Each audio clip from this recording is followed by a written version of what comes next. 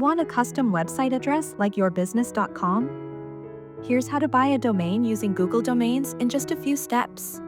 Go to Google Domains. Visit domains.google in your browser. Search for a domain name. Use the search bar to enter your desired domain name. Google will show you what's available and suggest alternatives. Choose your domain. Select the domain you like and click the cart icon to add it. Review and checkout.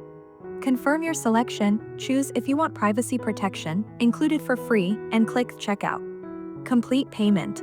Sign in with your Google account, enter your billing info, and pay for the domain. What you get with Google Domains. Free privacy protection. Easy integration with Google Workspace. Simple DNS management. Reliable support and security. Now you're all set to launch your website or professional email with your brand new Google domain.